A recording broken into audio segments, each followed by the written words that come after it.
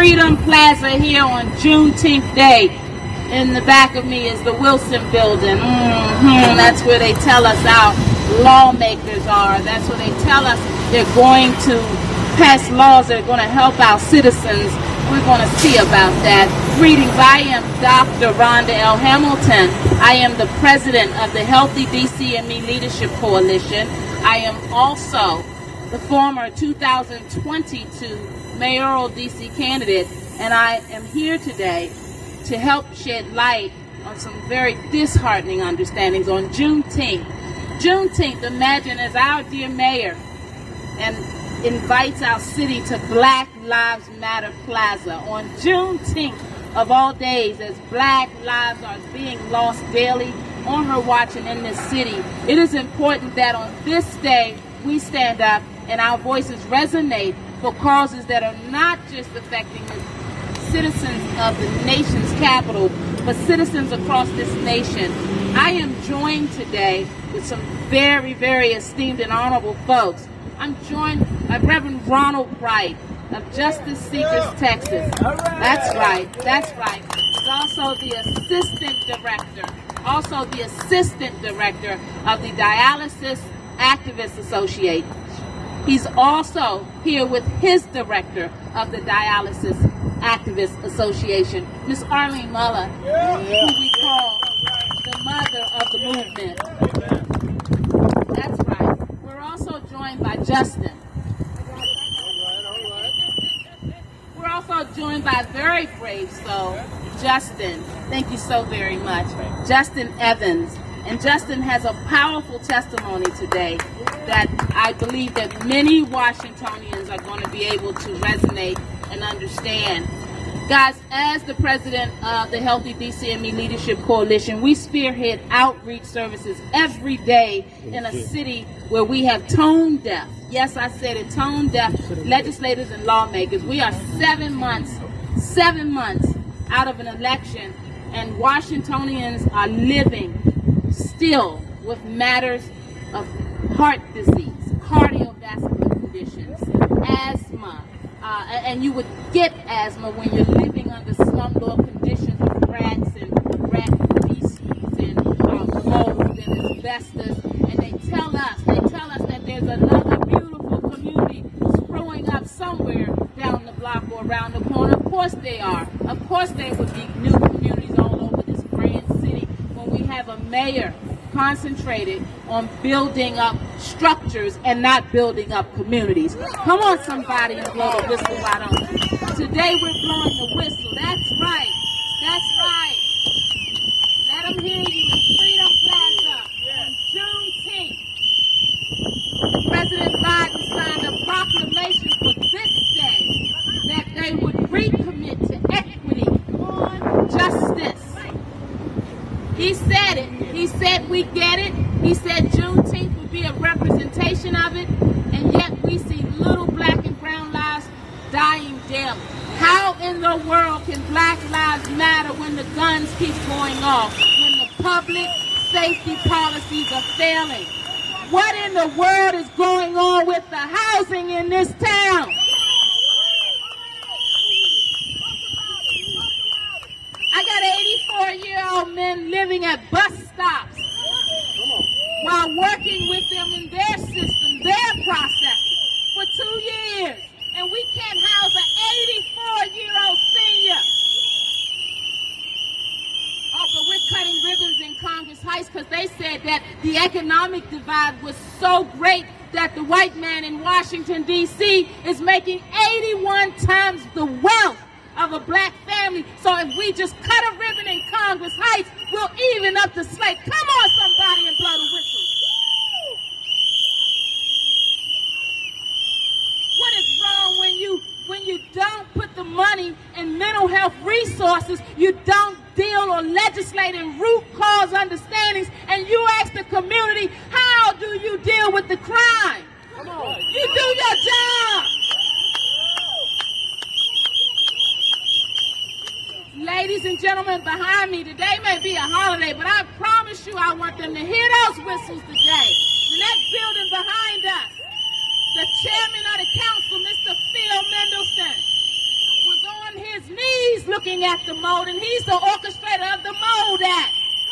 Told those Ward 8 Southeast citizens he can't do anything to remove their landlord. Why? Why are Jewish landlords in Washington, D.C. allowed to be too big to be enforced? They're violating the Tenant Bill of Rights. Where is the OAG? Where are the civil charges? Who wants rent court? What is rent court going to do when you're living with mold and rat feces? What in the world has housing repairs got to do with your depressive state? Who do you have to be in this town to get justice? That's right, blow those whistles. Today we blow the whistles on this town. We are the nation's capital. We're supposed to be the example. Shame on us when they march lawmakers in there that look like you and I. And they dismiss the citizens' concerns. I got 79-year-olds living in shelters. Homelessness is supposed to be temporary. No one wants to live out their last days in a shelter. Come on, D.C. Where's the money?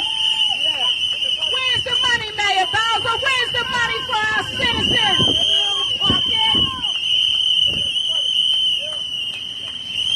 Folks, I'm telling you, we're living in some dangerous times when our citizens got to live in the street while they wait for housing. Where do they do that at? Department of Home, Health and Human Services would have the audacity, the unmitigated gall to call to ask, what can we do about a citizen who is minding their business, waiting on housing, conform to your process? I tell you what we can do about it. Give her a voucher.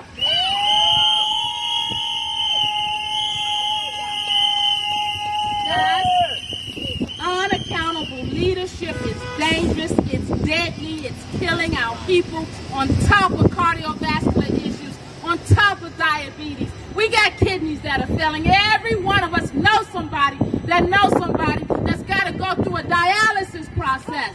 Are you meaning to tell me that on top of everything our citizens are going through, they also have to worry about failed dialysis process? What is going on in this town?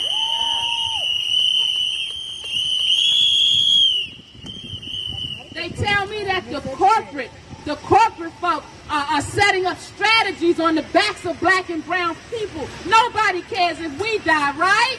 Nobody cares. They're telling me that governmental processes are so systemic in nature, it doesn't mind if it's got a revolving door, because we'll be back tomorrow. Blow those whistles on this nonsense.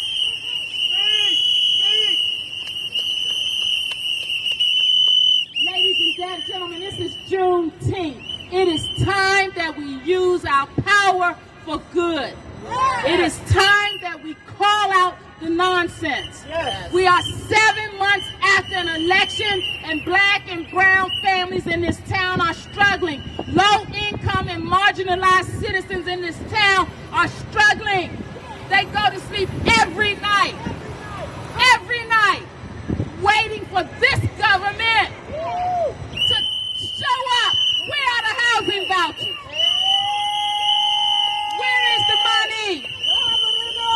Mr. Phil Mendelson said he can't do anything about the slumlord that Woodbury Village families in Ward 8 Southeast are living with. He said he couldn't do anything. So why is he still in there? What do we need him for? Vote him out. Vote him out. Vote him out. Vote him out. Mr. Trayon White, Ward 8 council member, walking around talking about he's in the image of the great late Marion Barrier. Sit down, clown! Vote him out. Vote him out. Vote him out. Vote him out. Vote him out. If Marion Barrier, my mentor, came back today, he would have a fit and he would have all their heads.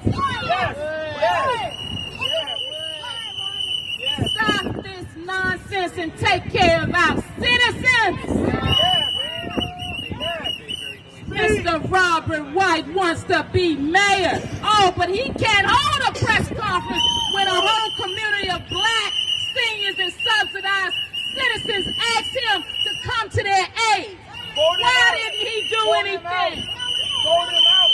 Vote him out. His campaign was endorsed by the OAG. Oh, is that how they do it in this town? You gotta know somebody to get justice? Blow those whistles for that nonsense. Vote him out. Vote him out. Vote him out. Vote them out. Vote them out. Vote them out. But Miss Anita Barnes on the housing committee, what is she there for? Too many people sleeping in the street on her watch. Vote them out. Vote them out. Vote them out. Vote them out. Vote them out. Vote them out. Look around you. Look around this beautiful nation's capital as they come before you, putting the media on lock, thinking that they would stop this message. Vote them Blow out. those Vote them whistles. out. Vote them out. Vote them out. Vote them out. Vote them out. Vote them out. Vote them out. Somebody ought to tell our citizens about something called repeal and recall. Somebody ought to educate our citizens about the fact that they don't have to stay with this bad leadership for 4 years. Yes. Somebody ought to blow a whistle. Vote them out. Vote them out. Vote them out. Vote them out. Contract to the people. Get them out now. Oh, you thought your cliques would keep this message away from our people. We've been looking for a napalm in this town. When you got less than 50% of your citizenship voting, it doesn't matter what part of your town is. They not with you. Yes. Right. You got less than 50% representation, which means that you're not effective. They don't respect your leadership, and that's why the guns are going off. Speak. Speak. Speak. Speak. Did you think we wouldn't go outside of these borders and tell people about the atrocities across our people? Did you really think we'd let you keep this nonsense going on? The economic divide in this town is ridiculous. You can walk this nation's capital and see how visibly divided we are. You can see where the governing has happened. Go across the bridge past the stadiums and watch these communities that look the same when I got leadership over there talking about they've been there 40 and 50 years. You're the reason that these folks are living like this. Speak. Speak. Vote them out. Vote them out. Vote them out. Guys, Vote we are them blowing the out. whistle today because across this great nation, low-income and marginalized families are being discriminated upon. They're being bullied. Who in the world wants to think about corporate processes when all you want to do is live? That's right. Yes. That's right. They won't even give us what we earn. Tell them, baby. They I give want us you to for know what we earn. that I am an advocate for the people. I am in this political race because our people's voice has to be heard. How many more houses can I walk into with the holes in the walls and the babies performing poorly in school and you on TV cutting ribbons like we prospering? We won't What in the world is going on? Run them from there. Run them from there. Run them from there. We won't run them. We won't run them. We won't run them now. Run them now. Guys, the drug addiction in this town is unbelievable. The HIV rates in this town, unbelievable.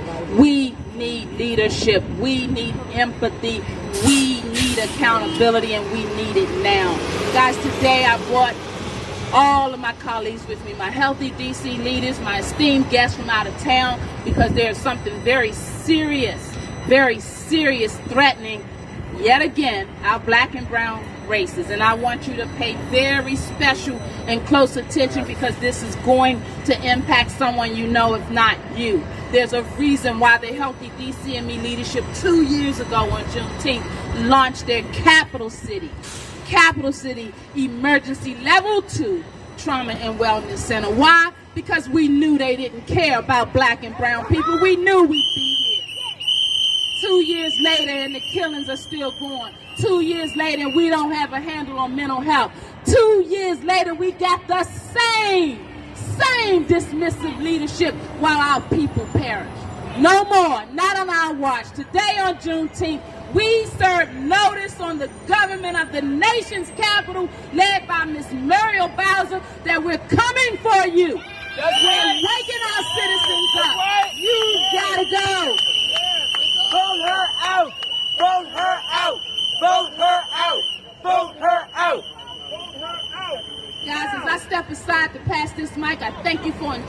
today. We're bringing forward some powerful messages. So please go live on your social media. Please ask your social media to go live. We've got to get this word out. They're keeping us divided. They're keeping us from the voting polls. They're keeping us living in poverty. They're keeping us unhealthy. We can do this different. And I can promise you one thing. These guns in this city won't stop until you support our mothers and our families. And that's real. The unbalanced fight for justice in our marginalized community, it trudges on. And I'm bringing a beautiful, powerful speaker out, Sister Nia 2X with the National Action Network, whose work has been on display all across this nation for injustices that have been brought before our people. There's nothing no different when we hear about this dialysis crisis. When we hear we got to come, the baton has been passed. If you're living now and you're not standing up for justice, then what are you doing? Come on, Sister Nia. Let's go. Give her a round of applause.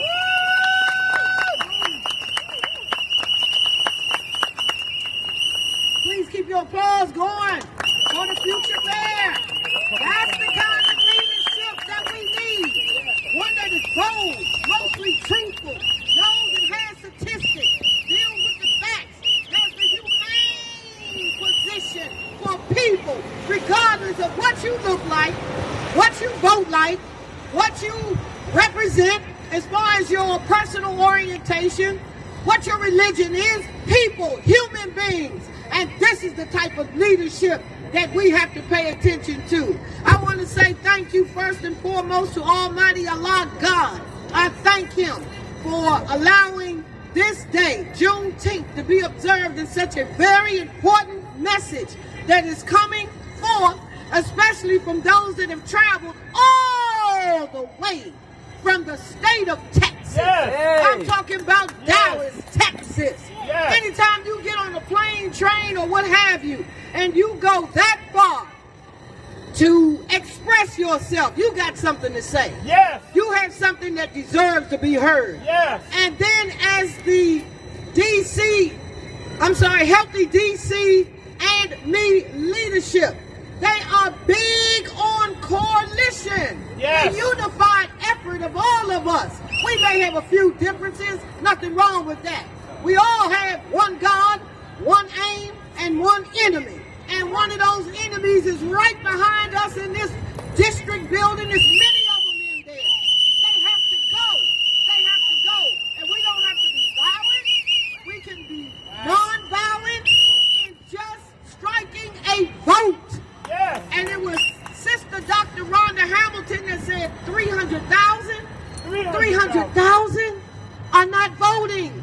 So we've got groundwork to do. No justice. I said no justice. No peace. No justice. No peace. Now we all know that on August the 26th of this calendar year, keep that unity unified. Because you'll have the Honorable Reverend Dr. Al Sharpton along with the Honorable Martin King III, and his wife Andrea, who runs the Drum Major Institute. Thousands of people are coming back to this city. Thousands coming back to Washington, D.C. for the continuation march. We all come together. It's not a commemoration. We know August the 28th, I got 2 minutes. We know August the 28th, 1963 was the great march on Washington from our great brother. He took a bullet to get the message out. Yes. But the movement continues. August the 26th, make sure you're here in D.C. to be represented, because we got to show them people not only here, but down there on Pennsylvania Avenue. We've got to show those politicians that are making big money, and it's people like Dr. Rhonda Hamilton, people like Sister Jennifer Jalencia, people like Pastor White that are doing their work, and they getting the money. They're out in the street, boots on the ground, doing the work. The Honorable Reverend Sharpton, they're doing the work, and these people are laid back with their feet on the table and not giving a daggone about what is happening to the people. That's so right. your vote is important. We got work to do. We got groundwork to do. Don't go home and be all hyped up. Oh, we came out and, ooh, I heard, huh? Sister Yahida, we heard, oh, they were great. No, no. The work starts with you just getting one. So you know if you can get 10. Pastor Wright got 9, 10, whatever, coming from Texas. We got to do the work. We can win. If we couldn't win, why is Donald Trump not in the White House again? Amen. Amen. What did we do nonviolently to keep him out? We came together and we voted him out. Right. And for those that are Republicans, no shade on you. But it's a Democrat in here now, and it was from our votes. We've got to vote. Voting is not everything. I got that. But it sure is something. Because a lot of people lost their lives, lost their homes, lost their jobs, lost a lot, just so that we today could vote. And I'm going to wrap it up. Sister Dr. Rhonda said most of the people, I believe her message, part of it is they're apathetic because they didn't eat for 2 days. Do you think I'm thinking about voting? I haven't eaten in 2 weeks almost. I haven't had a bath in a month. So we got to be sympathetic, compassionate. If you're going to give somebody some charity, how dare you ask them, tell them, don't go spend it on no liquor. Don't do that. You don't know what they went through the night before. You don't know what rape they had. You don't know what happened to them. And maybe a glass of wine or something to chill them out from wanting to kill themselves. If you're going to give. If you're going to help, don't be putting your daggone stipulations on it. Give. And that's how we're going to help them. Didn't Malcolm X turn his life around? These people out here today, they not homeless because they bums. A lot of the homeless people work. They work. They not homeless because they want to be homeless. There's a system behind me. And it's ruled by racism and white supremacy. And we're talking about dialysis today. We need to listen. The National Action Network, Greater DC chapter, wants to listen like we did over at the breakfast today, to learn, to research, to study, to know more, to be clear. When we come up to a microphone, we know what we're talking about. Amen. We don't have no doubt in what you're saying. We're just getting into the game there, Miss Mullen. She's been in it over 25 years. We've been in it less than 2 months, but we've been in it enough to know that the Greater DC chapter, Sister Rhonda Hamilton, you can count on us. We're going to be here. We're going to be here because we all come to the same mountaintop together. I thank you, and I thank all of y'all. Don't worry about the sun. Don't worry about the sun. We're soldiers. And we got the soldier, Sister Dr. Rhonda Hamilton, into that place right there. Time to clean house. Thank you so much. Amen. Keep those whistles going. Keep those applause going for the incomparable Sister Nia 2X with the National Action Network DC chapter. That's right. That's right. As Bishop Gray comes forward to represent the message regarding our returned citizen community. We want you to know the atrocities happening across the city in terms of lack of resources and lack of accountability. But I want you to know on this Juneteenth, there are congressional lawmakers. There are congressional lawmakers asking and drawing legislation up to remove the allowance of slavery in the 13th Amendment. If we're still asking them to remove the allowance of slavery in the Constitution, ladies and gentlemen, we got work to do. Okay? The enslavement practices of corporate America, medical understandings, economical and governmental understandings are keeping an entire population of marginalized families and children down. And not on our watch is this okay. Please keep your whistles and your applause going for Bishop Gray as he comes forward.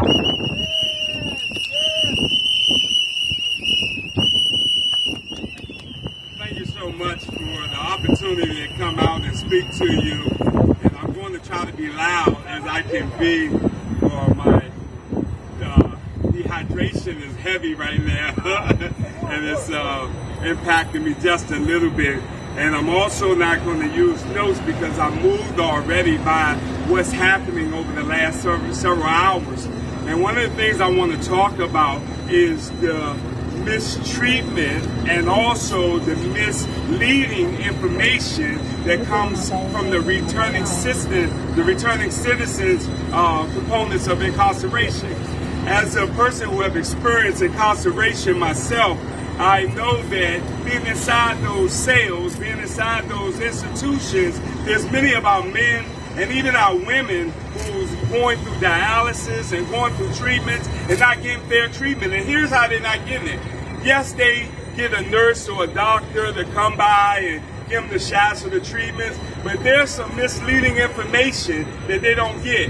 And when they're ready to come home, they're thinking they're coming home from this wonderful program that's going to take care of them and that's going to have their back. But as Rhonda said a little earlier, that one of the main things that they're not coming home to is housing. They're not coming home to stable housing. And because of the lack of stable housing, how could their medical conditions be stable? How could they get medical help and services that's stable?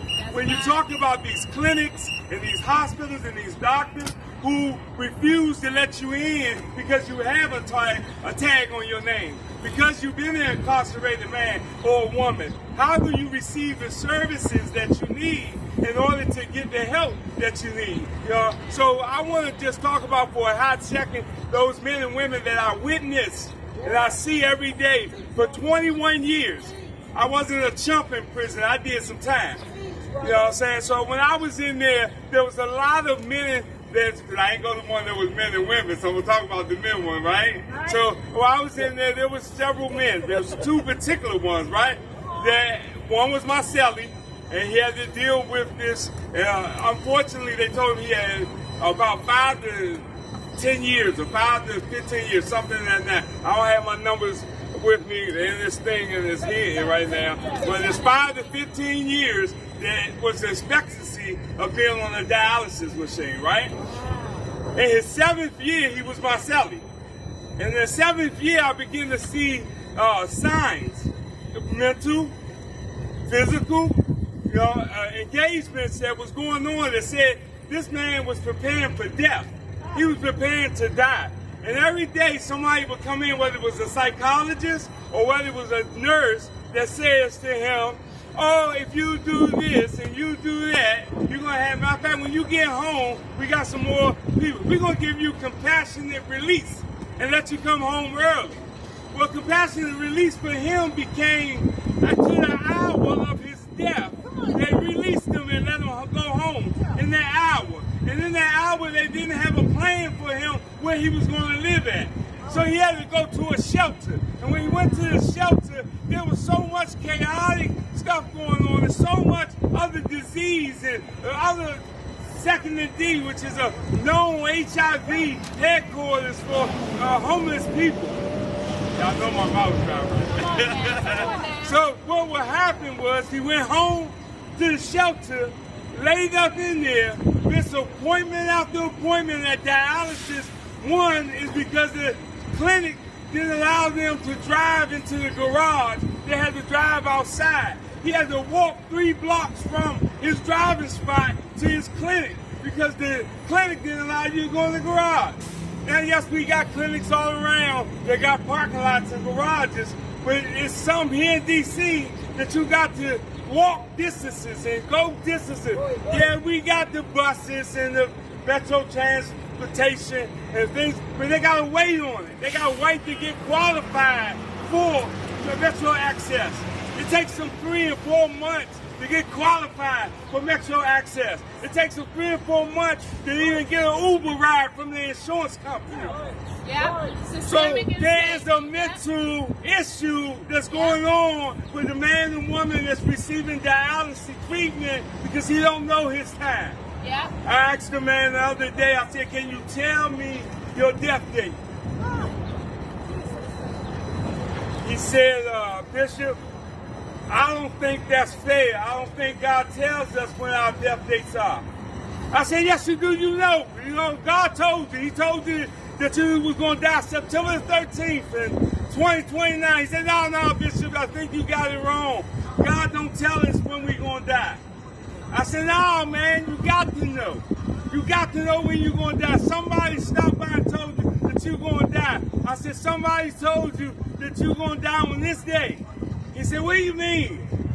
I told him, I said, if you don't know the day that you're going to die, right, this is what I told him. I said, if you don't know the day that you're going to die, and I'm telling this to you, if you don't know the day that's your expiration date, why do you live like you know you got time to take care of the things that you need to take care of? Why do you live like you got the time to have a rally next week and not today? Why do you realize that this mayor got some time? What time does she have? She ain't got no time. No time. Her time is up. This politician in office don't have no time. No. They need to take care of the people today, right now, in this moment. This is the time. This is the opportunity.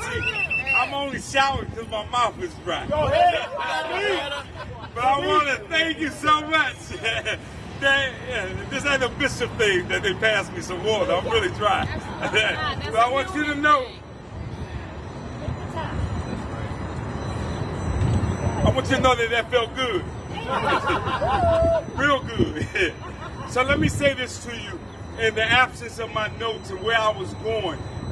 To be fair and transparent in this time for our returning citizens, we need to stop hearing the misleading information. Right. We need to get our Mike McGee's on the deck and get some statistics and some numbers and some directions and some know-hows and some avenues that we can go out and put our boots on the ground for real. I don't wear boots, but I wear some heavy tennis shoes and I wear some slip and slides that don't slip.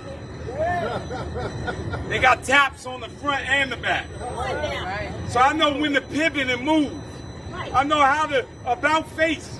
11 years military. I know how to about face. That's right. About spin over there. That's right. But I'm thankful today that we have a network and a friendship of people that knows how we're hurting in this dialysis, in these dialysis situations. Every day, she's not here, but she's on the list to come to prayer breakfast because she was sick this morning. She couldn't make it. She's been now 8 years on dialysis, going to a dialysis clinic every day. And she said, I just got one question. If there is anything I can do besides go to dialysis, can you let me know? Because this dialysis is going every day. They're taking away their lives. It's taking away their opportunity to go places. She said, Andre, can you please plan and promise me that you would take some time out to go to Ocean City this summer for a couple of days? And I looked at her and I said, but you can't go Monday and you can't go Wednesday and you can't go Friday. And we got to be back for these appointments and we got to be back for these treatments. And she said, well, I'm going to change my appointment to Tuesday, Thursday, and Saturdays. And I said, then that's still 3 days. We can't get nothing done. She said, I'm going to miss one. And then she said, and I said, well, how about your, and she tell me every day about these numbers and the H this and the R this and the numbers over here and the numbers over there. And she can't eat this food and she can't eat that food. We've been promising to go, it's that way. We've been promised to go to Fogo de Chao for the last 2 months. But every time she say, we'll go, she can't go because she can't eat nothing. You know, our citizens that's coming home from prison, they've been lied to. They're saying they got somewhere to go. They got somewhere to be in order to get the treatment they need. They can't even get insurance. Do you know in prison it raised about $40,000 for a 3-day treatment in prison for a person? They ain't even paying for them to eat hot dogs in prison. They won't give them mustard and ketchup and napkins and forks. So they know they ain't got the money to give them to do these treatments. I just want to make an acknowledgement and a statement that our men and women that's coming home from prison, they need us out here making a way. Right?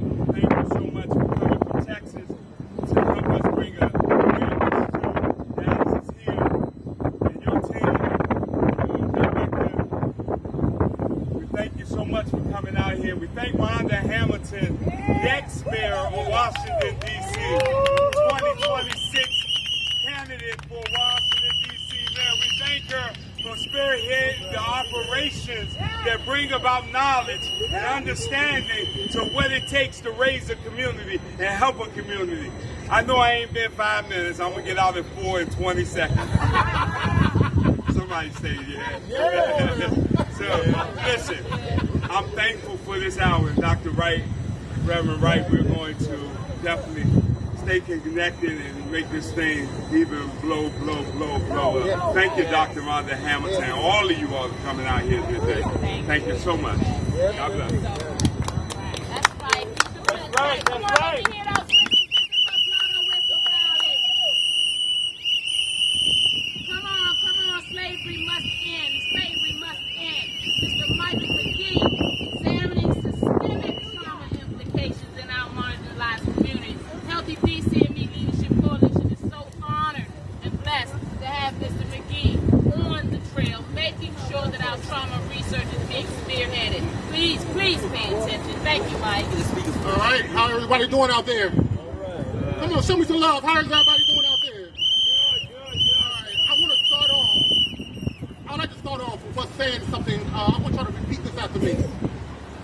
Wake up, community. Wake up, community. Come on, let's say wake up, community. Wake up, community. My name is Michael McGee. I am a researcher for Healthy DCME. I'm also the researcher for DocLo, which is my own organization, which I just graduated from Bowie State University. Now, my research focus is on evaluating traumatic trauma, evaluating the traumatic stress that affects the psychological development of marginalized communities of color. Come on. And how the lack of community resources can affect the mental health outcomes, growth, and development through a multi-generational lens. So today, I'm here to bring attention to the traumatic stress associated with the broken medical system and the correlation it has on community mental health, especially in marginalized communities of color. I'm asking you today to wake up. Wake up and fight. Fight the Medicare fraud that is happening in our marginalized community. I'm asking you to wake up and fight. Fight the corporate kickbacks on the backs of our people. I want you to wake up and fight. Fight the unethical behavior like patient harm and death of family members due to lack of state and national regulators. So I have a question. When examining the implications of trauma in our communities, should we first review and change the health of the community and their resources? Or should we review and change the health of the individual within the community who needs the resources? The examination must involve both at the same time. The healing of the individual as well as the healing of the community. I think we have forgotten what community really means. Let me explain it to you. In African tradition, when a child is born, he or she is not just born to mom and dad. A child is born to the community. If the community shows love, protection, and healing, then that child will give back love, protection, and healing. Now, if that community fails that child, then that child will become a menace inside of the community. Come on now. Let me give you some numbers, since someone said I was a number person. Roughly out of 332 million people in the U.S., a third, 111 people, have reported symptoms of anxiety and major depression. Now let's bring this a little closer to home. Come on. All right. In Washington, D.C., who has over 671,000 people, 28.1% of the people has identified mental health conditions around anxiety and major depression. Listen. Speak. This is roughly a third of the population here inside of D.C. Now, with Maryland, our neighbors to the north, it is 29.1%. When it's in Virginia, our neighbor to the south, it is 28.6%. In this region alone, we are about to exceed the national average when it comes to dealing with mental health conditions such as anxiety and major depression. Yes, tell them. Yes. Now let's drill down just a little bit deeper. In my research on chronic kidney disease and mental health, I found that there are 3 major mental health conditions that correlates with the lack of dialysis care in our community. The first 2 has been spoken about, anxiety and major depression. These conditions can lead to the third, which is post-traumatic stress. Come on now, PTSD, that's right. These conditions can lead to the, in 2016, according to the National Kidney Foundation, roughly 500,000 people needed dialysis care. This number, not just 2 years later, increased by 3.8%. Listen. Which is 554,000 people who needed the care. What's going on? When reviewing the data for the CDC, government numbers person, the demographics that is disproportionately affected the most is our African American mothers and grandmothers. Absolutely. The lifeline Women in of our community. That's right. If you wonder why the guns won't stop, why women aren't going to help. Come on now. Why are these data points important? If we look through a multi-generational lens of healthcare and we travel back just a few generations, stay woke, my people, stay woke. We as a people have been exposed to the horrors of the medical system and the lack of access to appropriate health care. Right. And when we do have access to that services, those services are far and in between. That's right. May I say subpar, compared to the wealthier neighborhoods and communities, which in turn creates mental health conditions which we have spoken about. Now imagine that you are already having mental health symptoms caused by chronic kidney disease, and now due to the unethical behavior of the dialysis companies, you have been targeted, harassed, rejected, and blackballed from the services that are supposed to save your life. Now, place these subpar, unethical services in our communities, which are already been rejected, which we have already been targeted, which we have already been harassed, which we have already been blackballed. Now we are creating distrust in communities that are already distrusting. Right.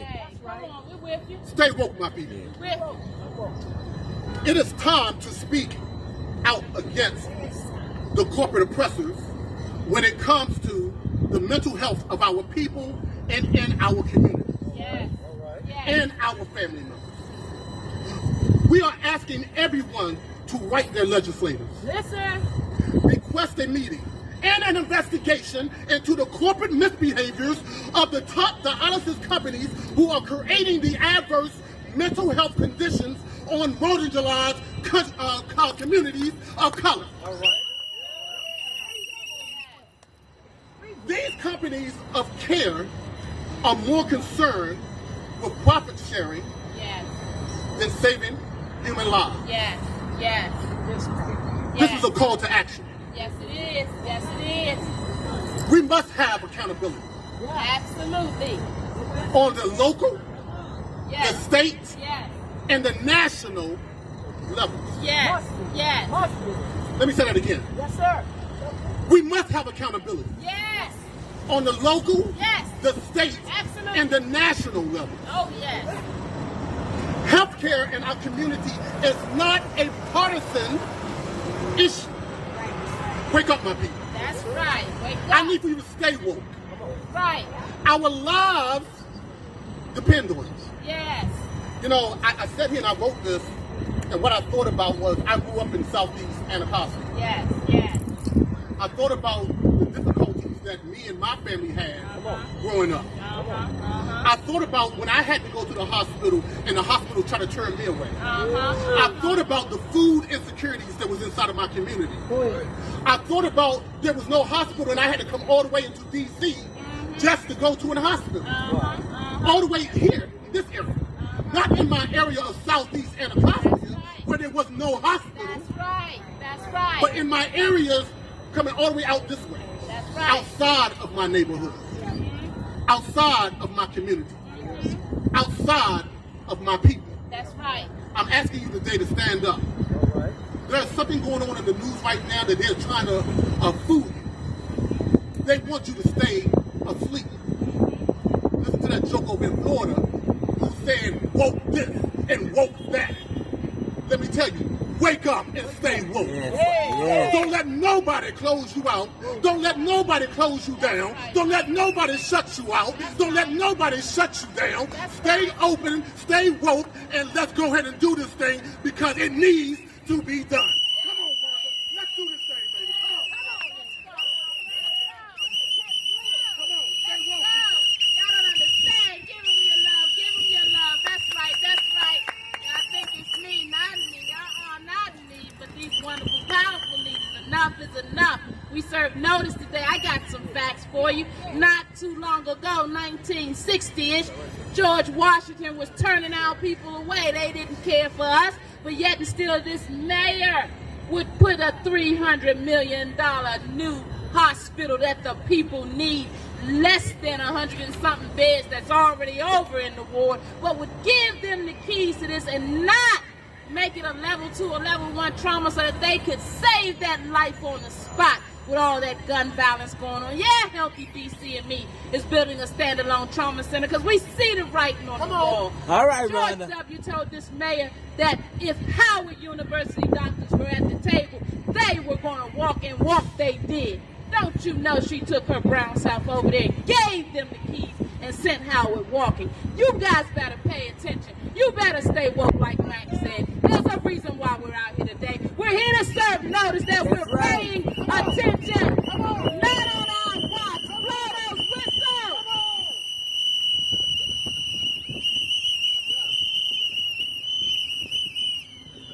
Guys, our senior populations are being priced out. You want to talk about concerns for health and health care? You want to talk about unbalanced governing? I want you to hear from a representative of our senior audience, very distinguished, educated man. Mr. Jehudi Tassetti, will you come forward and give the folks some knowledge for a system? With pleasure. Thank you. Good afternoon.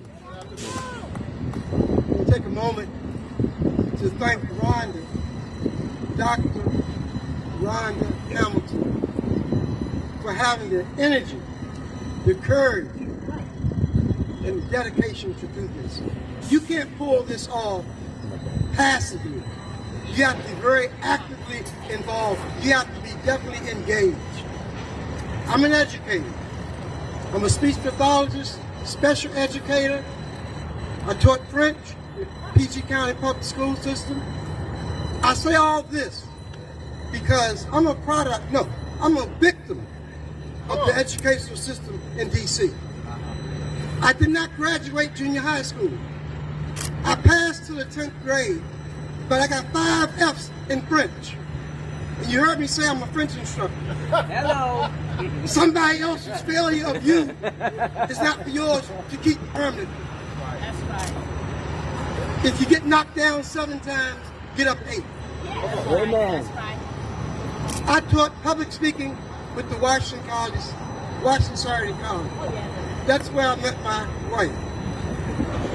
Shortly after that, I stopped teaching you. No. But I want to say today, when I say I'm a victim of the educational system, My family moved to Cleveland, Ohio in 1955. That's a significant date. Do you know what occurred in 1955 other than kill, murder? That was when the Brown versus the Board of Education in 1954. I went to Cleveland, Ohio schools, beginning January of 1955. I was in the first grade. I had sisters who were in the third, fourth, and fifth grade. When we moved back to D.C. that fall, they put us all a grade back. Now, they usually do that when you come from the south to the north, but they did this in retaliation to the Brown versus the Board of Education. What once was all white schools were now integrated. Well, I should say, it wasn't integration. One group of people was submerged into the culture of other people. We would put a grade back, and that had an effect on my mental health, my physical health. Kids tease us, oh, you stayed back, you stayed back. But that did not discourage us. 6 of my mother's children all have advanced degrees. Amen. I should say my mother and father's children. Now, all that and other things going around during that time, when you didn't have the social media or ways to report things, we were victimized by the Metropolitan Police, not just here, but everywhere. Can you imagine walking in a neighborhood being attacked for no reason? No reason. Of course that doesn't happen today. That doesn't happen today. Right on. Things have got to change. I am 75 years young. Right on. And I'm blessed. I've had in the past 4 years, well, no, I've suffered with an ulcer for 32 years. It turned to cancer. From June to September of last year, I was in the emergency room for 7 times.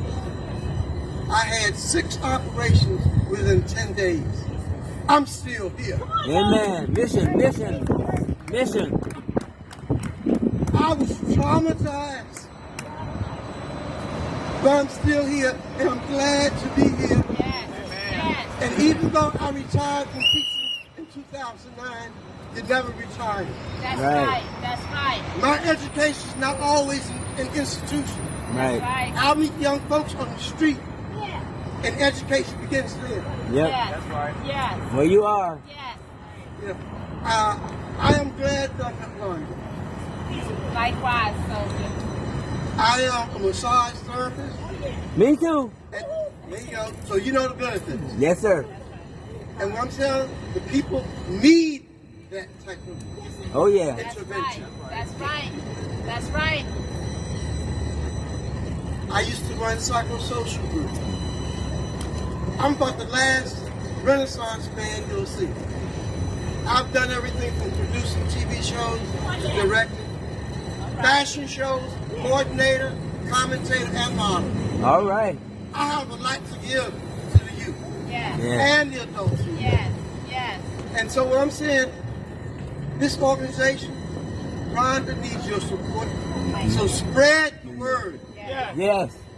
One aim, One goal. one destiny, That's right. one love, That's right. one God. Right. Right. All right.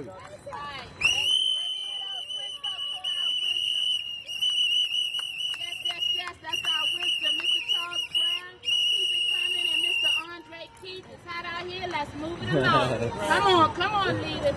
Come on. Charles is first, and then you, Andre. Guys, Charles is going to talk to you about DC's abandonment of sufficient systemic programs, oversights, and outcomes. I'm Elder Charles Brown. I'm also a nurse practitioner in the district. Yes. And I'm here to let y'all know that we got to do better. It can't be business as usual. Can y'all hear me? Right. No, It's see, not, no. yeah, it's not business. Right. It's not business as usual. right. We have to make change. And it starts with back here. Yes. That's right. We have council members that don't even show up for council meetings. That's right. How are you representing the community when Right. you don't show up for the meetings? Yes. That's right. I have seen firsthand where monies are allocated for funding for homelessness, for medications for citizens that are disenfranchised, that is not being allocated down to them. Yes. It's being put in pockets for nonprofits that have been pimping out communities for the longest. That's it. Okay, and then continue to pimp our citizens as well as our seniors. You better speak. They have a department in here in the district for the Department of Aging that don't even do anything really for the seniors that are Come here. on now. I have a senior citizen in my building, and she has to move because she can't afford the rents that they trying to do on her, and they keep giving her a song and dance about stabilized rent control and stuff like that. It's just Sounds good, bad. doesn't it? Right. Sounds right. good.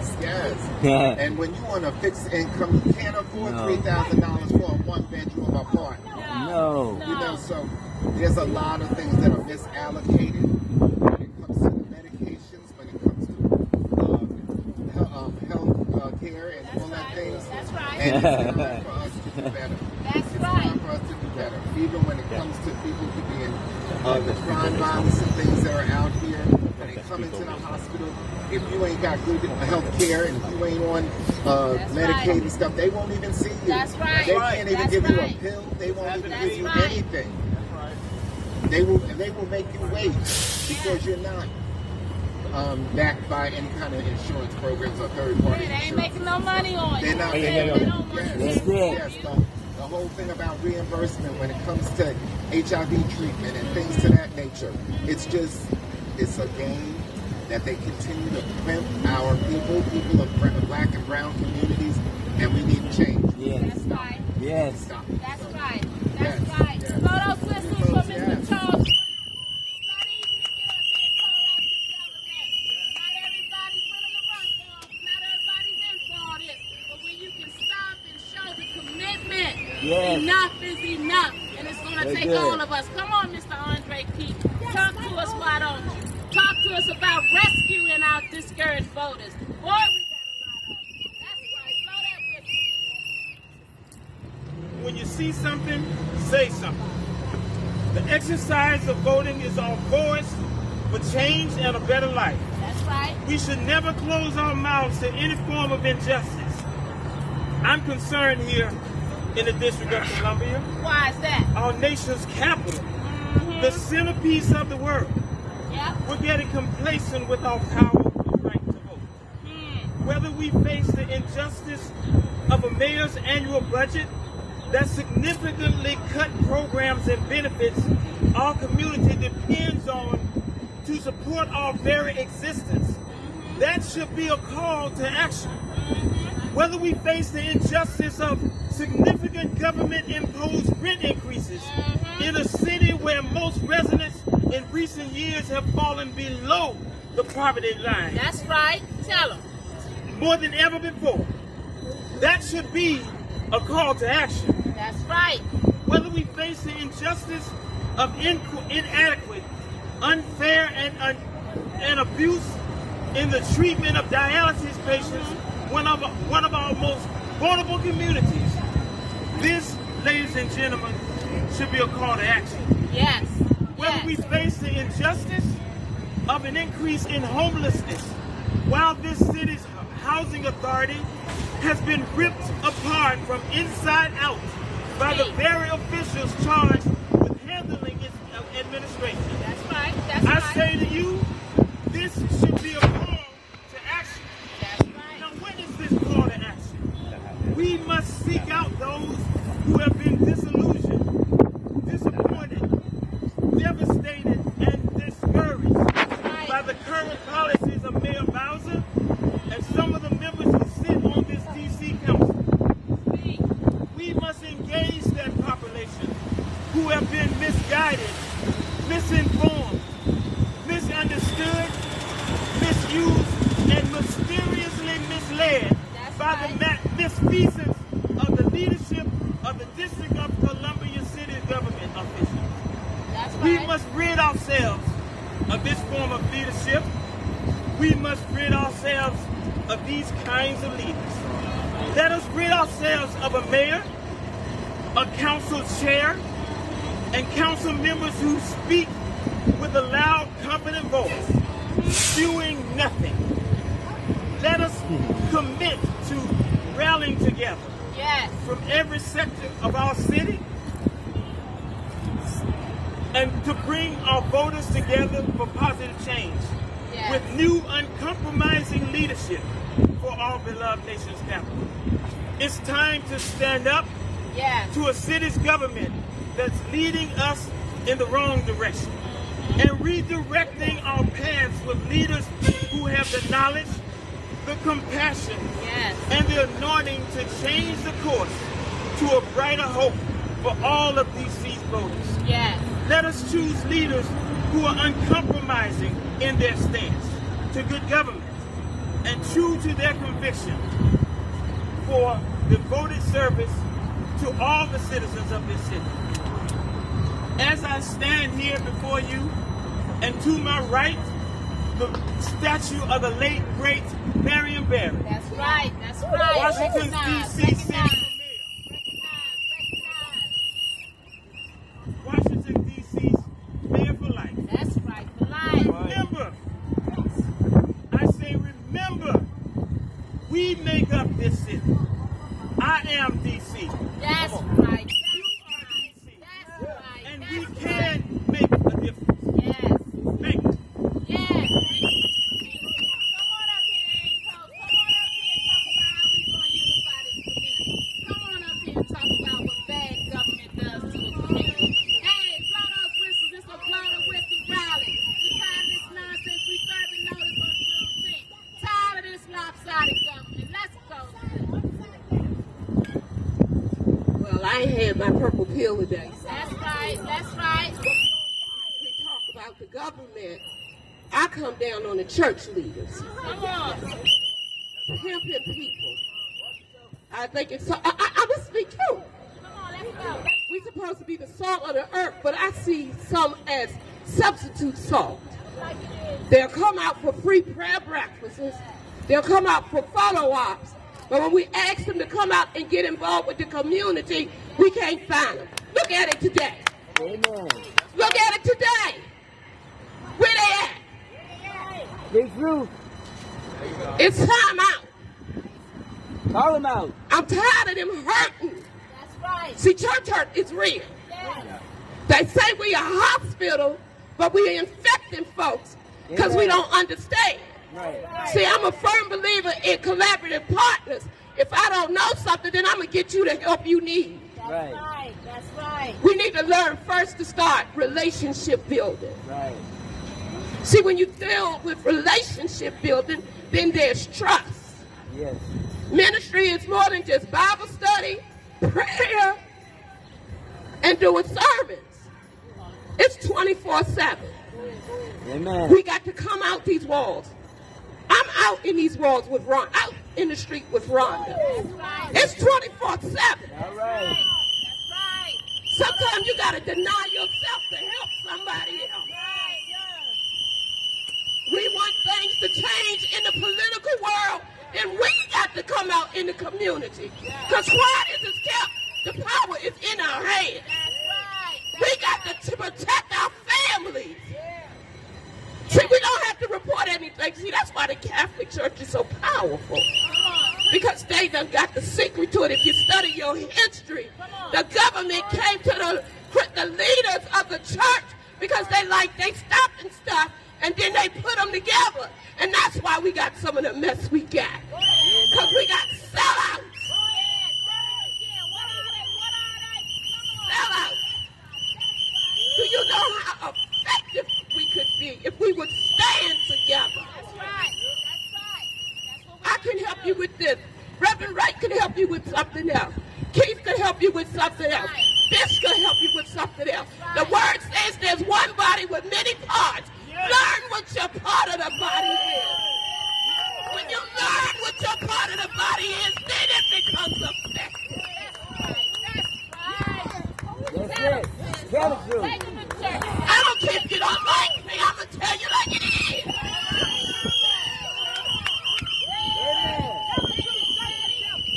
I'm a Ward 8, baby. I lived in D.C. all of my life, so I got to invest it. See, I was one of them ones that made it out, but I go back and get somebody else.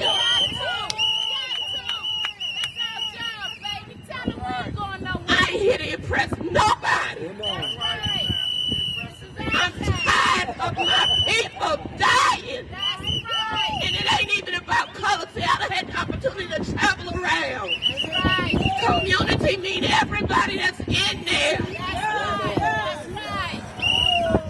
And the one thing I learned being on the campaign trail with Rhonda is happening in Ward 1 and 2 too. See, the government wants to divide us.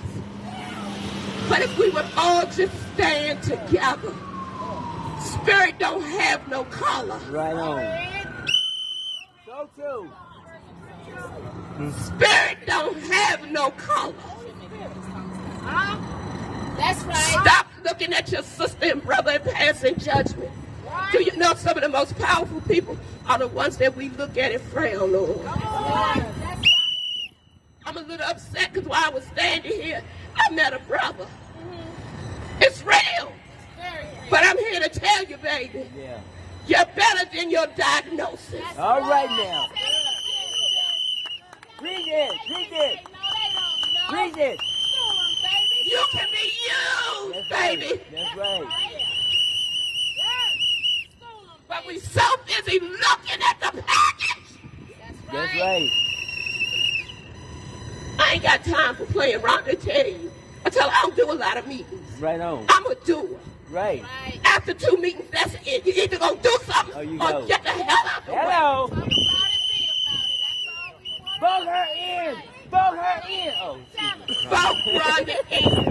Vote Rhonda in. Hey. Vote Rhonda in. Hey. Vote Rhonda in. 'Cause she ain't no sellout. all right. I'm gonna get all my feeling medical right now. All right. Ward 8 always gonna show up to the party. There ain't no party till Ward 8 in this house. Hey, show our folks from out of town how we doing here in the nation's capital. Blow those whistles for my right hand. That's right, that's right. Come on to this mic, pass it, turn it, and keep this going. We blowing the whistle on this systemic fraud, this systemic nonsense, on these health care practices that would leave our people without the care they need. Shame on them to think that we would stay quiet. Not today, not on our watch. Not today, Rhonda. Not today. All right. All right. Boots on the It's hard to come ground. up behind that. Okay, well, I live in Baltimore, and I don't see much difference. I don't see much difference between what's going on here and what's going on over there. Right. We got a sorry mayor, we got sorry city council. That's right. And they're robbing the poor, they're stealing from the rich. I mean, stealing from the poor and giving to the rich. Right. Johns Hopkins don't pay no taxes and nothing. And no. And so, with shootings and murders and all that, because folks don't have anything to do. They have no outlet. And so I came to support Rhonda, who I met some time ago. And I just believed in what she was doing, because if you can stop systemic racism, if you can stop the gentrification, which is a planned act all around Baltimore, all around D.C., you got to stop it somewhere. Now, although I live there, I still have worked here. Right. And my first job out of high school was working for the government. I can't say where it was, but it had initials. But my point is that we had to leave Baltimore to come to D.C. to get a fair wage, thanks to Mayor Marion Barry. That's right. Yeah. That's right. That's who built up these black people and built the community. And I knew about stuff before that was disclosed that we didn't know anything about. That's right. And so I have, when I actually suffered from and have suffered from kidney disease. And in 2020, I didn't know my life would change and flip all the way upside down. And they were not nice to me. They were not respectful. They were nasty, to be quite frank. Right. Because when you're used to, I call it going, when I go to dialysis, I call it going to the chop shop. Like in New York, where they chop cars or they sell parts. That's where they try to make you feel. And they try to tell you and talk down to you and be disrespectful. I saw that my bill was $4,000 a quarter. $4,000. And I wondered, what are you doing? I don't see that you're doing that much. Right. And whatnot. So they said, and they always try to get you to come back. If you miss a session like I'm missing today, can you come back the next day? I'm like, well, no, I can't come back. I got a life. Yeah. And it's not wrapped in this. It's not my job. And so she said, well, you can't come back tomorrow, which was on a Tuesday. I said, no, I can't. I said, she said, for $4,000, if I came in here butt naked, it should be okay. Anyway, and I'm not going to do that. So I've had to fight to get into dialysis, because when I called them out, I always call and say I'm not going to be in, like I'm not here today. And I wanted RNs to try to kick me out. Said, go to the hospital. Don't come back here. Most people are placid and domesticated that I see who are actually in dialysis. They just follow along and do whatever they're told to do. I ain't like that. That's right. I said, I'm coming in there. And nobody gonna stop me, because I'll tear that place up. You understand All right, that? yes, sir. So then I've had to try to fight to stay in, because they orchestrated the doctors to work with the nurses to say, Mr. Turner, your blood pressure is so high, you got to go to the emergency room. I just came out of the hospital. Ain't nothing like waking up. You went to sleep in dialysis, and you wake up, and you're in the hospital. You don't know how you got there. You don't even know where you are. No one's telling you nothing. I've even had a stroke in 2021. Why did I have the stroke? Because the nurses, who were supposed to be so professional, didn't know what they were doing. And one, I guess she had a thing for me because I wrote her up. And so I heard when I became unconscious and unresponsive, is a fancy word to use, that she just stood there and watched me. Wow. I said, oh! So when I found out about it, we had a meeting. I said in front of all the staff, yeah, so her job was she hated me so much for writing her up, that she was going to stand there and watch me die. Is that how you train them? Yeah. I said it to the management staff, the higher-ups, because if you try to kill me, then I don't care nothing about you. Right. Okay? That's it. Now, my background is law enforcement. Law enforcement, the first job, law enforcement, Baltimore City. My employer tried to kill me down there, and now I got the health company trying to kill me up here. Wow. So why not get involved with what Rhonda's talking about? Yes, right. Why not deal with corporate gangsters? Why not deal with folks who don't care about the color of my skin? Right. Why not? Why Speak not? up, because I should have been dead in 2020. Right. Should have been dead in 2021. Listen. My access got infected in 2022. I had pneumonia, and they kept me in the hospital 17 days. Because the hospitals are also wrapped up in this too. And so, because I didn't let them put a catheter in my neck, they let me sit there and suffer. Wow. 9 days without dialysis. I sat there for 9 days. I said it, and I called my friend and said, these niggas are trying to kill me. What are they trying to do? But still worked. I shouldn't be here now talking to you now. But the goodness of God. And God put me with Rhonda, another warrior, and Justin, my friend, who we've talked to encourage each other on the phone, and my family. You my family. My uncle, Ronald Wright, my auntie, Arlene. I tell you, I love you. Because without your love, I would get no love nowhere else. Without your love, it wouldn't work. God bless you. Thank you. Thank you. It's not easy to get in front of folks and tell your testimony. Not easy calling out the government and systemic fraud. Come on, Mr. Justin. Come on up and help them understand your story. Guys, this is a brave testimony. We're out here today to blow the whistle and to educate ourselves about what's going on in the world of dialysis. We're going down to Congress in September because we are going to be taking a stand for the injustices going on in our hometown and also across the nation. So today, on Juneteenth, we're joining with our leaders across the nation as we bring our citizens knowledge, because too many citizens in Washington, D.C. are struggling with dialysis and failed kidney realities. The last thing they need, on top of the poverty and the slumlord realities and the lack of homelessness, the last thing they need is to have dialysis processes that are not going to work for them. We've got to call it out, and we've got to make sure our local leaders understand that we're not willing to keep taking second-rate care and second-rate governing. Come on, Justin, will you speak for us, please? No? Oh, come on, Marcel, will you speak, please? Guys, Reverend Ronald Wright, CEO of Justice Seekers Texas, has brought his team in today to join our press conference because just like us here in the nation's capital, they're fed up with the systemic nonsense, and it stops today. We call it out, we come together, we get everybody in our communities voting and talking and speaking up. No more.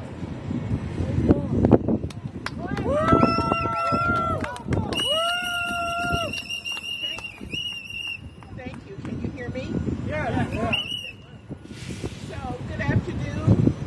I know that we're all out here. Many people in that building are familiar with me. My name is Marcel Reed. I'm here today to speak on behalf of whistleblowers and whistleblowing. The reason why is I talk about something now called death by zip. The number one indicator. Can you hear me? Yeah. Okay. I think I know about this by now. The number one reason that your lifespan will be shorter is directly connected to your zip code. It is not because you have been negligent in taking care of yourself, because the rule is always to blame the victim and to make the victim feel bad. Okay. If you don't have access to good food, if you don't have access to adequate health care, if you're living in subhuman conditions, if you're a victim because you live there and everyone thinks that if they see you running, you stole something, and the only answer to that is if they can't outrun you, is to outshoot you. You will not live as long. One more of the things they add to that is dialysis, kidney disease. Why does kidney disease target our communities? It's not because we're weaker. It's not because you're not as healthy as other people. It's because you don't have access to the things that will keep you well. Right. If you say these things in public, you are deemed a rabble-rouser. Yes. And when they spiral it up, they call you a whistleblower. Yes. It is exactly the same thing. Yes. Whistleblowers are people who see wrong and dare to speak about it. That's right. At great personal risk. Okay?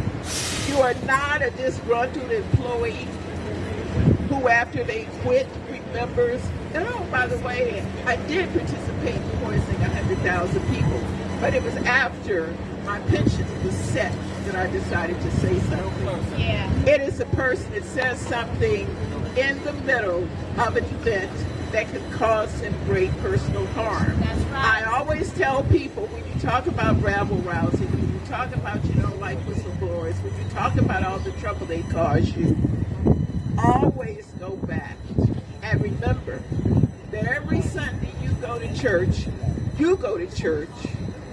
to do what? To honor a whistleblower.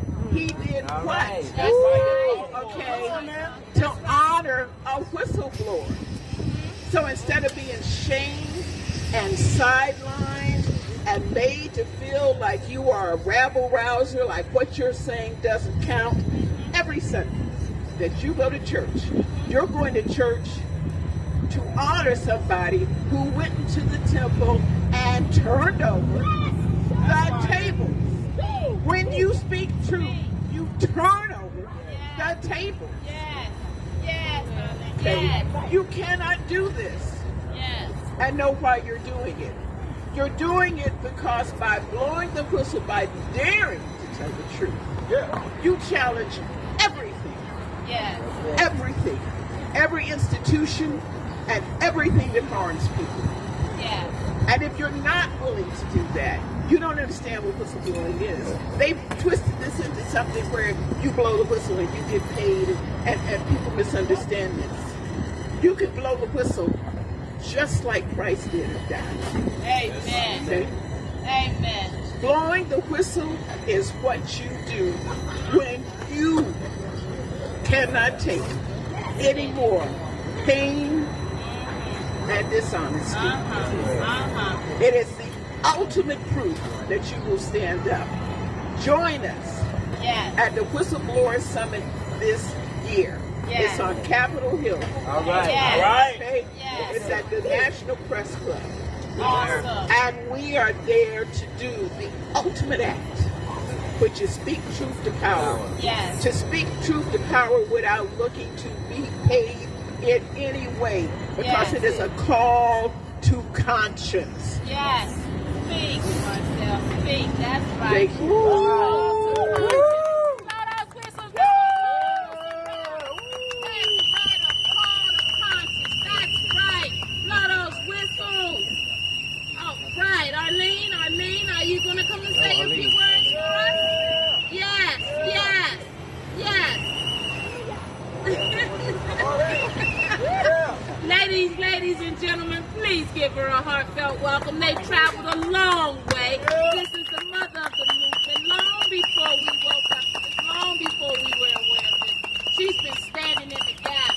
So honored because it's affecting our communities, and wouldn't you know it, it would take such a beautiful soul to help us understand what we're going through and what we need to know. God bless you for standing in the gap for so many people that don't look like you, but you must have a human heart, and that's why we're here today, because we're all in this together. Thank you so much. I'm not a professional speaker, but I love the microphone. Basically, what has happened is I worked in these units, and I came from a laboratory, and I saw things that ethically and morally wasn't about healthcare anymore. It was strictly about profit. Am I now? Yes. Do I have to? Okay. So in other words, what I saw was patients being mistreated, patients who did not get what they needed, one size fits all. You cannot just change because it's an assembly line. It's like a Jiffy Lube. And it's not, they took away, see what happened was 75, the U.S. Congress passed a law that all people, every citizen gets dialysis and the government will pay for it. What has happened is the ones that the government paid for, I even have in writing from one of them, if someone is just Medicare, Medicaid, if they don't have a star on their chart, you treat the ones with the stars better. So, in other words, it was passed in 78, but now what's happening is they're charging patients because they're steering them away from the program. Also, the training is, I can hire any one of you, and you are given a needle. You are told how to do a machine, take them on, take them off. The for-profits, they are immune from the Stark Law because in 1975 Congress passed that every patient has the right. Well, they went into business together. So when I say business, each patient is worth to the medical doctor. They're sold for $100,000 per patient. Wow. Wow. And yes, and the cheaper the care. I noticed that we had on and off kits, the cheapest supplies that anyone would use. Everyone had the same. We had K1, K2, K3 because your potassium is really important. And what do? They knocked it down to K2 only. Now let's take lab work and not keep it fresh. You know, just send it out to Tennessee, and let's wait a week until we get the results back. Well, it's so blood, and patients are dying. And we are the third highest in the mortality rate in the world. Wow. And the doctors and the for-profit are in business. Warren Buffett, I would love to talk to him, owns the majority of DaVita. DaVita doesn't feel like they have to honor any of the laws. They blocked me from advocating unless I came in person. This needs to be done because if a patient dies, I have terrible, terrible stories after 25 years. There's a problem. I'm working with civil rights. I was told to get 100 of my cases randomly and count how many were a minority. 91 out of the 100 were minorities. 9 were Caucasian. I have patients who are refused in the hospitals because they want them out. It's not about health care. And I'm going to let Reverend Wright talk about the rest. That's awesome. Come on and blow those whistles. Yeah, good job. Listen, when somebody shows up and tells you about selling patients to doctors for $100,000, understanding that that was the wrong thing, and speak up, we got to support them, guys. Blow those whistles. I know it's hot. Blow those whistles. This is about us. Did you hear what she said? Only 9 out of the 100 patients were not African American or brown in nature, minority community. That's right, that's right.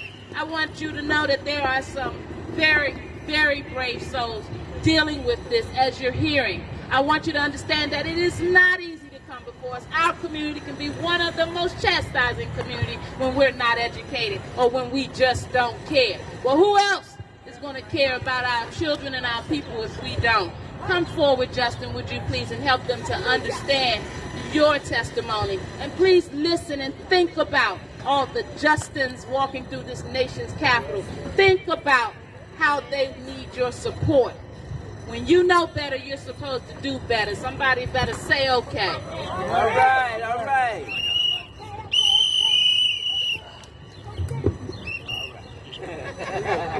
Take your time. Take your time. So I know we've been out here a while, so I'm not going to be long, but what I'm going to say is very, very important, because people like me every day is dying. In fact, in October of this year, I died, you know. I died for 2 days, and before that, I came to them and I told them that I wasn't feeling my left hand. I went to the same doctor that put the graft in my arm, which was supposed to be a fistula, in 2018.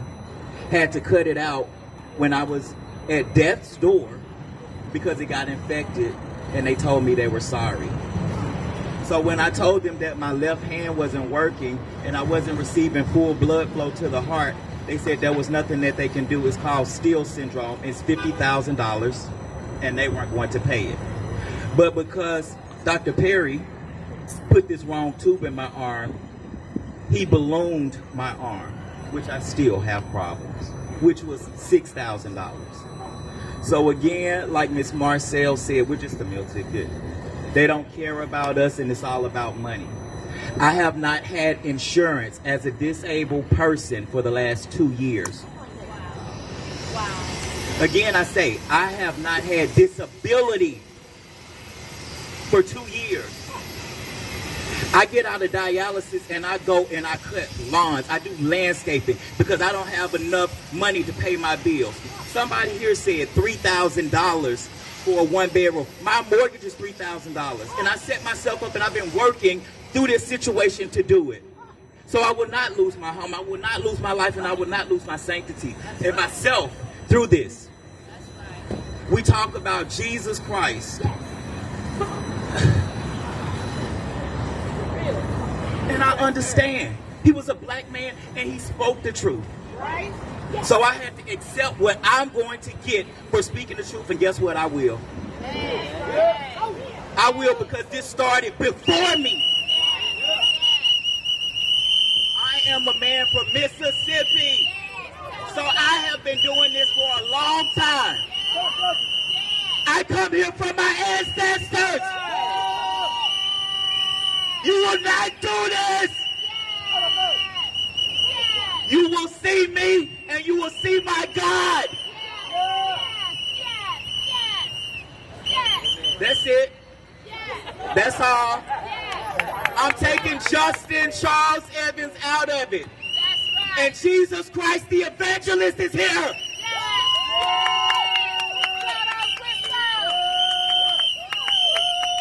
Yes, let's wake up. Come on guys. The reason why we're here today is because there is injustice in our communities, and we've heard about that before. What are we going to do about it is what I'm asking you. Are you going with us to Congress in September? Are you going to show up in September? Or will this just be something else that you leave on the wayside and go back to the normalcy of what is low living, low standards, no health care, death every day, and them controlling the narrative? Come on now, buildings are going up all around. Why are our citizens living like this? Ask yourself, does everybody you know and touch vote? Because that's the only way we coming out of this, is to hold them accountable. Did you hear that, young man? Did you hear his testimony? And still he fights. Come on, DC, we got 300,000 citizens that are not engaged.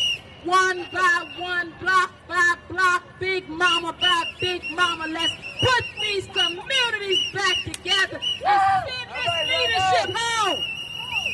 You know what recall and repeal is? I need you back in your communities teaching them.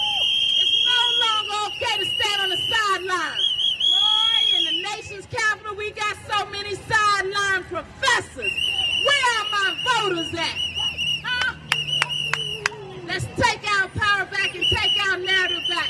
The Honorable Reverend Wright has come all this way, sat in this sun, heard all your testimonies, and still he's motivated to come out here and stand with the Healthy DCME Leadership Coalition, with the National Action Network, and Sister Nia 2X, to stand with the Healthy DC leaders and to let you know that enough is enough. You're not by yourself, DC. Let's go this Juneteenth. Let's fight for our citizens and what belongs to us all. Come on, Reverend Wright, and let them know what it is and tell them what time of day it is.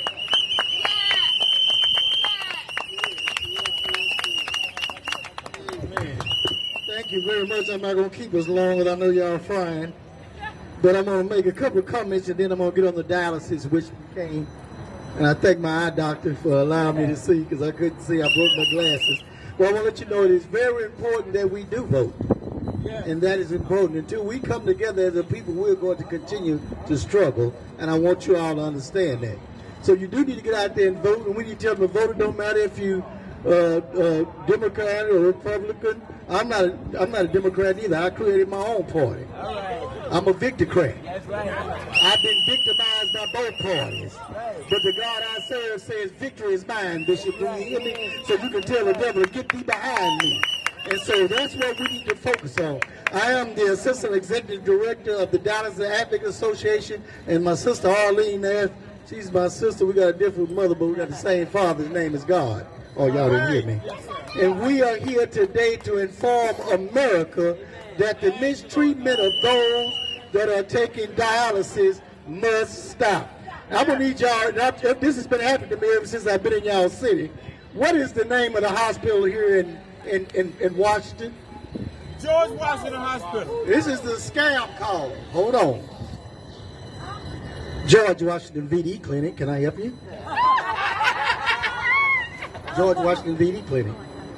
Okay. They've been calling me ever since I've been here. It was spam call. And that'll stop me from calling, and y'all can use that. But I'm sorry, Paul, but I'm sorry. But back to what we're talking about. We're here to inform this country that we need to stop what has been going on to people that help build this country. Yeah. Do you hear me? And that's the thing that we're here all about, and it's sad that we're continuing to struggle with what we are going through. And Davita in the Dialysis Association, they have mistreated people, and like Arlene was telling you, there are over 600,000 people in America that is on dialysis. And can you imagine what the highest population of those people race is? It's African American. That's right. And that's why we're being experimented. That's right. And we've got questions this morning for the President of this United States and for Warren Buffett, and we want to ask them and educate them as why is it that certain people can get kidneys and certain people can't. I shared the story with you about the young man in Philadelphia who they put him on a blacklist and had him driving 60 miles out of the city to go to dialysis. That's right. Because he complained, like Minister Turner did, about how they were treating him. And so they put him on a blacklist, and he had to drive out, and I don't know if y'all know it now, but dialysis people have to have it 3 times a week. So can you imagine driving 60 miles out of the city just to get dialysis? And that young man thought he was going to lose. He said, I'm going to end up losing my job. What is going to happen to me? He's not going to even be able to pay a $300 a month, let alone $3,000 that y'all are going through down here.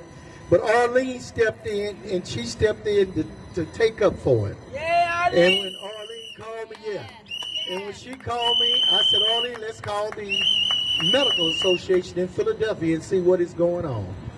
And when we called, Arlene explained to them, and they were shocked that she knew what she was talking about. But they were very, very rude. And so when Reverend Turner said they are very rude and mistreating, that's true. They don't care. And so after Arlene talked to him, I said, okay, time out, let me take over now. And when I got through and turned their head off, we hung the phone up. And I love telling this story because it was unbelievable. And a week later, Arlene called me, and she sounded kind of sad at first. And I said, did the young man die?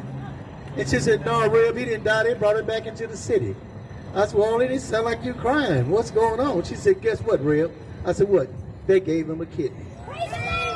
Oh, yes. So why is it that we have to fight for something that everybody else is getting? And then why is the dialysis centers only in a certain community and certain communities they're not in? And so until we come together and be a voice and open our mouths and stand up to what has been going on with us as a black people. And I want to let you know something. America has the lowest, as far as health concern, for people on dialysis in this entire world. If you live in Germany, if you live in Russia, you might live 3 or 4 more years than the people in America. And the same thing with China. So how is it that the dialysis center and the other little companies, what's the name of it, Arlene? Presidious. Come on, Rev. Come together and make $50 billion. That's right. $50 billion. And the United States Medical Board can't tell them that what they're doing is wrong. So we're going to reach out to your president, and like I said, to Warren Buffett, and we want to demand a meeting. Because we're going to start asking the question, why is it there's disparity, how people who are Americans in this country, who helped build this country, our ancestors did, are being treated bad. And I just want to let you know that we are not, because we don't control the media, we thank God for Paul and all this group. They don't want this told. A young lady said something about our preachers, because I didn't see but a couple of them out here. But I want you to know that God made some just went preachers too. That's right. He said there was some I called, some I sent, some just went.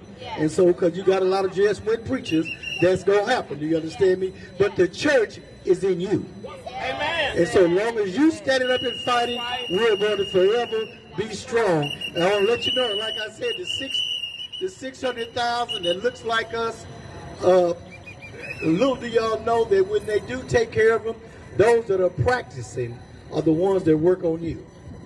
That are not trained. Let me rephrase that. Those that are being trained is the one that are working on you. That's right. And also, I want to let you know another disparity. If you got, don't think all blacks is being treated bad, because if you got a top dollar insurance company where they get a lot of money, they're going to treat them very well. But if you're on Medicaid or Medicare, you can kiss the baby, because they're going to have them trainers training on you.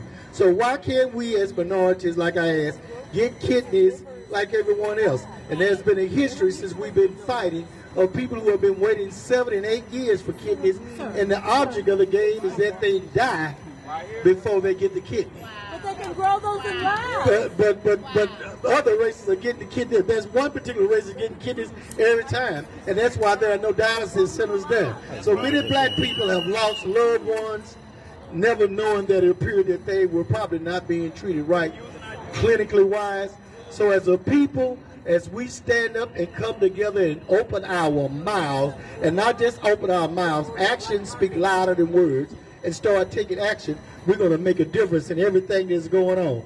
So we want to inform all of the minority Americans in this country as to what has been going on, and I'm not going to keep you long. I don't want to pass the offering tree around. I just want to let you know that we're going to stand up and fight for this, and as we come together here to celebrate Juneteenth, and I know a lot of y'all want that 40 acres of mule. I just want 5 in a Mercedes. I don't want to, if I get we will be representing every person in the United States, and we're reaching out to each state because we're going to need a member to be a member or a part of our Dallas Advocate Association. And as we come together and stand, by the grace of God, we're going to make a difference. But until we stand up, and like again, I told you our theme song is wake up everybody, no more sleeping in bed, no more backwards thinking. Time for thinking ahead. Let's get together and think ahead and stop this. God bless you all.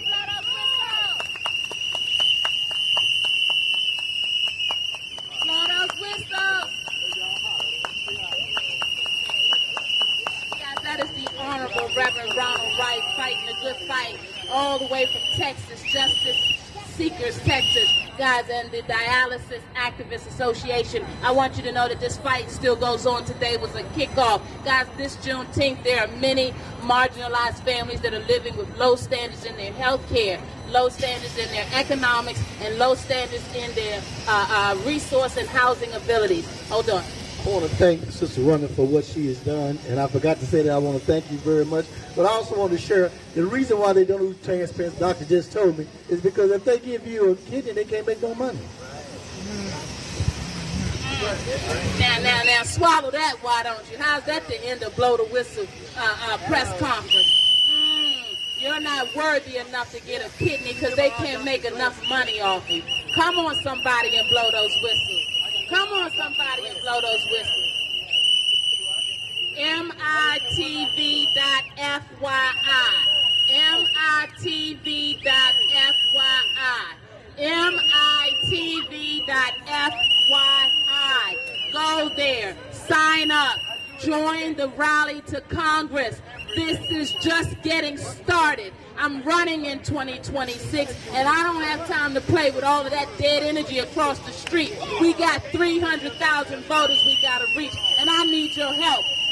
They can't handle this dialysis stuff because they can't handle our housing. They can't handle the mental health. They're not handling the drugs. We got an acting director at the Department of Health. They need help, and they need us. Blow those whistles at the count of 3. I thank you all for coming out. Guys, go home. Don't let this information sit. MITV.FYI has the stream for today's event. I will post it to the website so you can send everybody you know. MITV.FYI. I am Dr. Rhonda Hamilton with the Healthy DCME Leadership Coalition. I am the 2026 intending to be mayoral candidate. Will you stand with me, DC? Will you help me take this message across DC? 1, 2, 3, blow those whistles! Yeah.